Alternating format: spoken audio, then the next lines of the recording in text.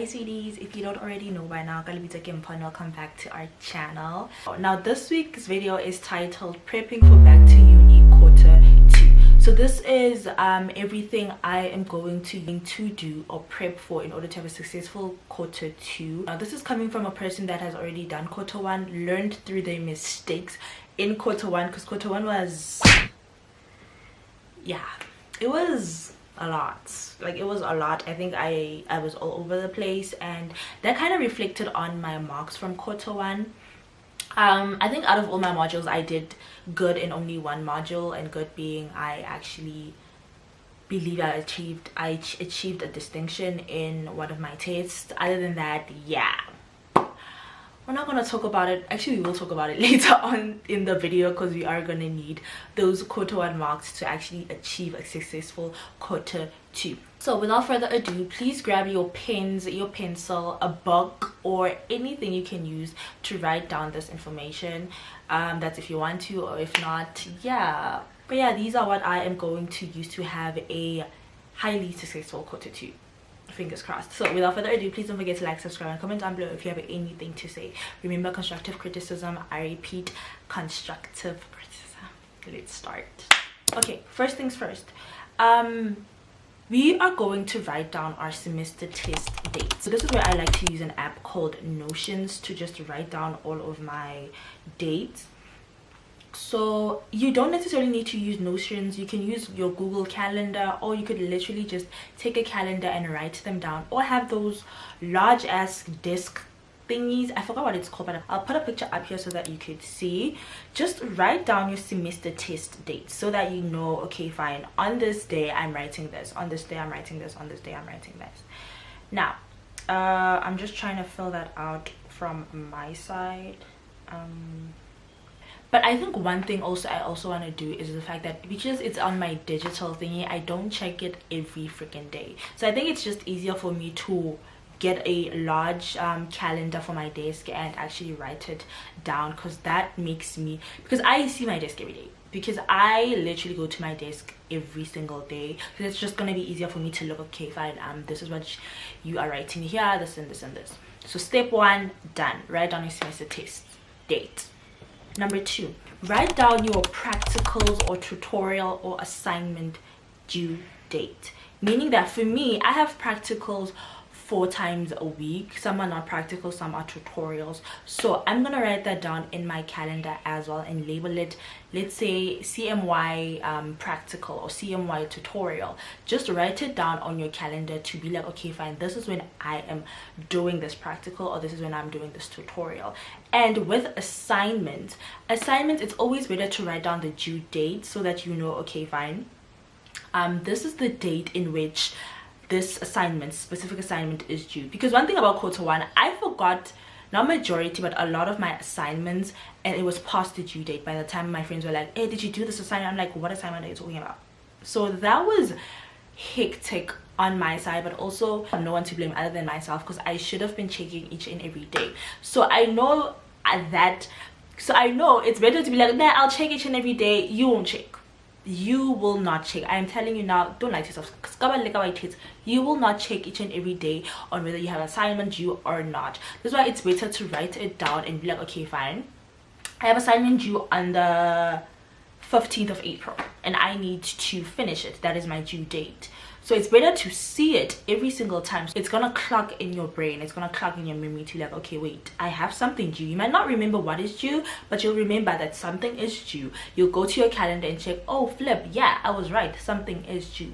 Also, write down the time in which it is due, because the times are different. Some things are due at 12 a.m. and some things are due at 12 p.m.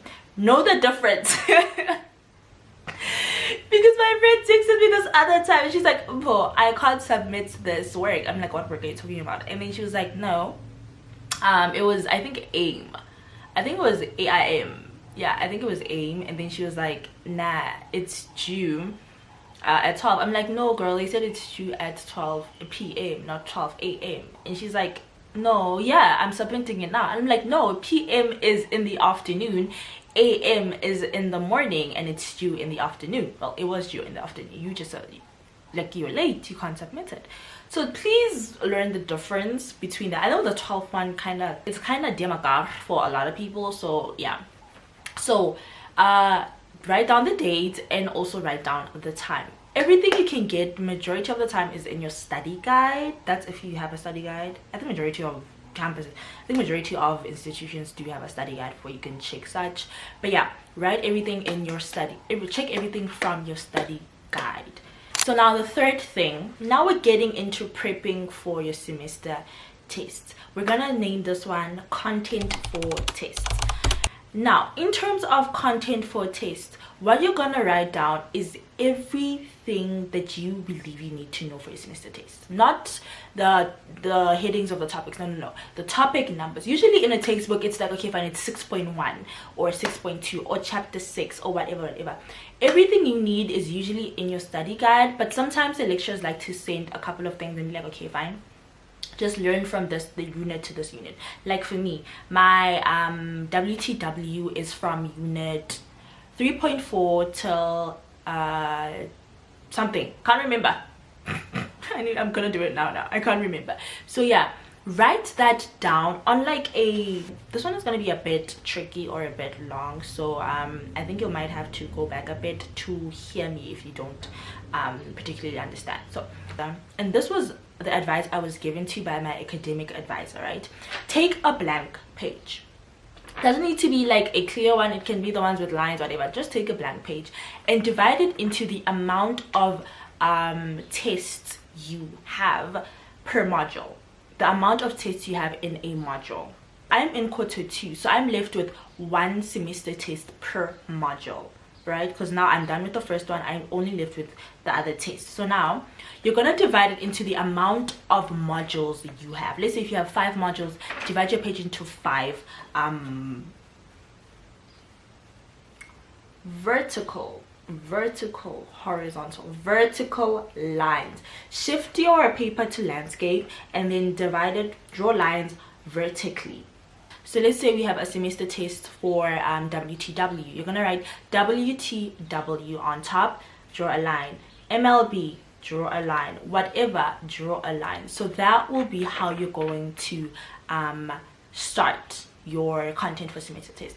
Now in WTW, let's say they tell you, okay fine, in WTW it's not a particular, the lecturer will give you a particular scope. It's not even a scope. They're gonna tell you, okay fine, study this specific chapter till this one.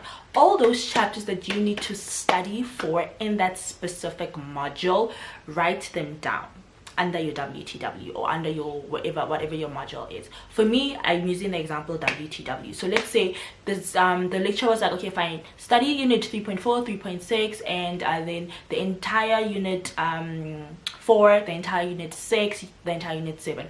I'm gonna write down each and everything in that unit, meaning 3.4, 3.6, and I'm gonna go to unit 4, unit 4.1, 4.2, 4.3, 4.4, 4.5, 4.6. If it ends at 4.6, I'm gonna stop there, go to unit 6, 6.1, 6.2, 6.3, 6.4. Now I know this is a bit tedious or this is a lot, but this is so when you're studying, right, you know, okay fine, I'm studying this part, I'm starting with unit 3.4, whatever. Then once you're done with that unit, you're gonna scratch it off and be like, okay fine, this is how much I have left, this is what I have done. Now in terms of scratching off, when you scratch it off, make sure that you actually understand the work. This means that you're confident in it, that when anyone asks you, okay, can you please explain this work to me, or can you please try and figure out the answer for me, that you can actually get to that point, at least 80% of the way through, right? That is you being able to, okay fine, fully get the work and move on from it. From there, you can happily scratch it off, and it kind of like makes you feel some type of way knowing that, okay fine, I scratch it off knowing that I get that, I'm confident about that specific work, that specific topic, and then you can move on to the next one. How am I? Yeah, why is it painful? You can move on to the next one, right? Good. Now that's what you're gonna do with your entire modules. It's gonna be a lot, but yeah, pause the video and just do that, because this one is gonna take a hot minute, especially if you're doing a couple of modules. The last thing we're going to do, I know majority of people hate this one or don't follow it, but I promise it helps, is a study timetable. Now I'm a person that I've never used a study timetable. Like, I've had so many study timetables in my life and I never stuck by them. But learning from quarter one, I did try to use my study timetable. It worked for a certain amount of time up until I saw that, okay, I started using a study timetable pretty late because my tests were, I think, in a week, and I was like, okay, fine, I need to do a lot. But now I have 3 weeks, but now I have 3 weeks before my test, so I'm going to follow this timetable. Now, this is the paper. You can get a format anywhere, like a study timetable format anywhere. This specific one that I'm using is the one that I was given by my academic advisor, which I don't know how I'm gonna, you can DM me on Instagram if you want me to send it to you via thingy, because I don't know how I'm going to yeah, just DM me on Instagram and then I can send you the study timetable if you want it. Now, how am I start? I'm gonna put a picture up here because I'm gonna use this one to structure and just tell you guys how it is. But then I'm gonna use the one I already, yeah, where is mine? Okay, now with the study timetable, we are going to do it like this. As you can see, there's a time and then there's days in a week up until Sunday, right? Good. Now the time, you are going to write the time in which you start your day, meaning the time in which you wake up. For me, usually I wake up at 5, but then I wrote 6:30. We're gonna start with 6:30. Usually my first class is at 7:30, so waking up an hour before class in order to prep and just eat breakfast or whatever, that's what I need. So that's why my time starts at 6:30, and from there I use hour intervals, meaning 6:30, 7:30, 8:30, 9:30, 10:30, 11:30. Each and every time just add an hour interval there, right? Sharp. So 6:30 in the entire row for 6:30, meaning Monday till Friday, I wrote wake up. So that is the time in which I wake up, I do my stuff or whatever for that hour, since each block represents an hour. So that's when I wake up. Now, your study timetable is mixed in with your uni timetable or your college timetable, right? It's mixed in together so that you're able to see when you have free times and when you have a bunch of classes that after those classes you're drained, or practicals or whatever, so that you know, okay, fine, on this specific day, because I have a lot of things going on, I don't want to study something heavy because I'm already drained as it is, and I won't consume a lot of content, or I won't be able to study as well as the days where I had a lot of free time and I'm able to consume that much information. So that's why I mix my study timetable with my uni timetable. Just use a different colored pen each time. So with your uni timetable, use black or any other pen, and then with your study timetable, use a red one, right? Good. The reason I'm saying red pops out more than black, so you're going to be able to identify it more. Plus, these colors actually do have a significant impact with your brain. A different study, we're not talking about that right now. Sharp. So now enter your entire study timetable. Not just study, enter your entire uni timetable in your study timetable, meaning, like for me, 7:30 I have a class, then 9:30 I have a class, 10:30 I have a class, 11:30 I have a class, 12:30 I have a class, then 1:30 I have a class up until 5:30. Yeah. Oh yeah, that one is, and then from there I am done for the day. So my day on Monday ends at 5:30, whereas on Tuesday my day ends at I'm trying to check real quick. My day ends at 3:30, but that's because I have at 3:30. But on Tuesday I have 2 practicals, so that's the day whereas I am mostly drained. So you see, okay, once you have everything, once you have your uni timetable filled out, your weekend study timetable is not going to be the same as your week study timetable, right? Because during the week you're way too busy, whereas the weekends you're not as busy, right? Good. Now on Saturdays I wake up at, like, why did I lie and say I wake up at 9:30? like 11. Oh, another thing, can we practice waking up early? Because waking up early actually does make you even more productive. You might be drained in the morning for like those couple of hours, not even couple of hours, for like that 30 minutes or an hour, like after waking up. But after that, you are perfectly fine. Go take a shower to wake yourself up, or drink a cup of coffee. Do not go into bed again. Just wake up early, because waking up early means that you have more hours in the day for you to do something. Because imagine waking up at 11:30, that's what? That's a lot of hours where I could have been doing something productive, whereas I could have woken up at like 7:30 or even 8:30 and done something productive, right? Or studied a specific module, or even done something else that's like, or cleaned even. See, more hours in a day means more hours to do something. So if you wake up late, yeah, no, that's not gonna work. So try waking up early. Yeah, okay, shapo, wake up early. Just choose the time in which you're gonna wake up. Okay, choose the time in which you're gonna wake up, and then from there choose modules that you want to study on Saturday.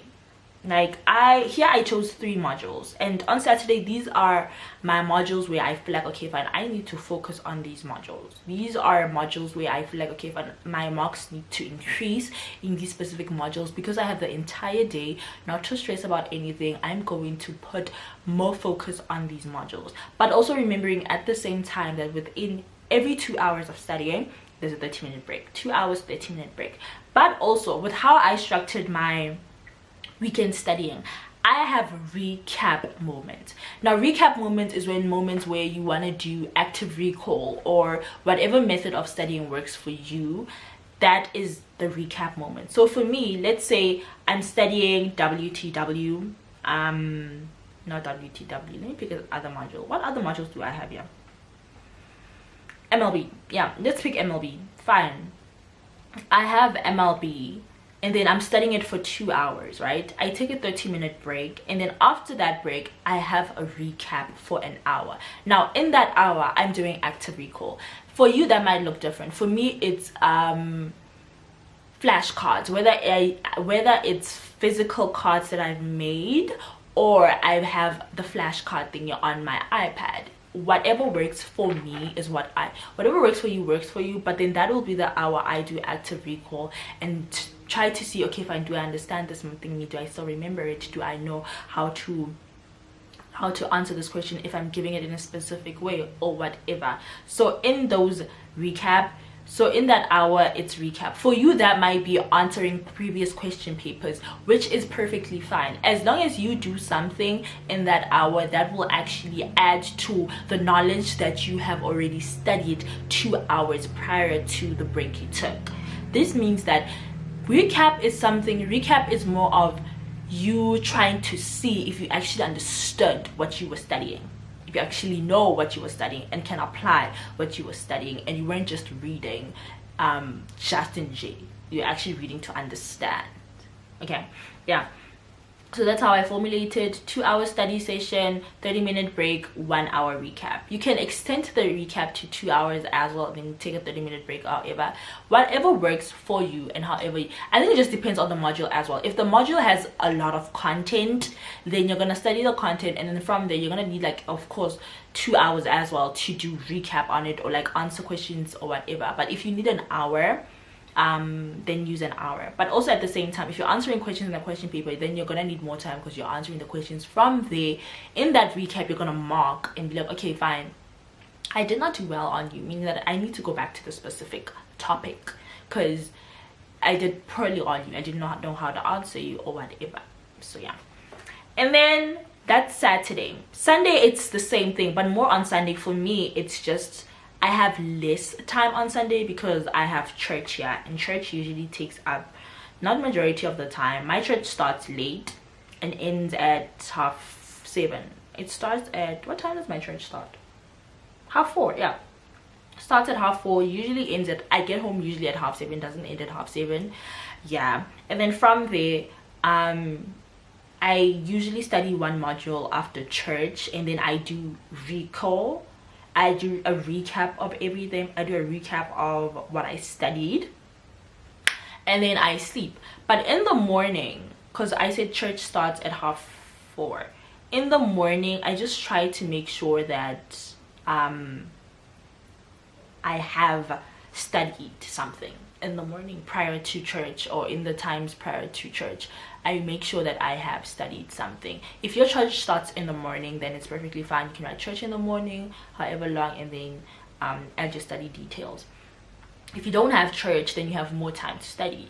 Now, what I forgot to mention is that during all this time, I didn't add thingies. What's this? One thing I forgot to add about the weekend.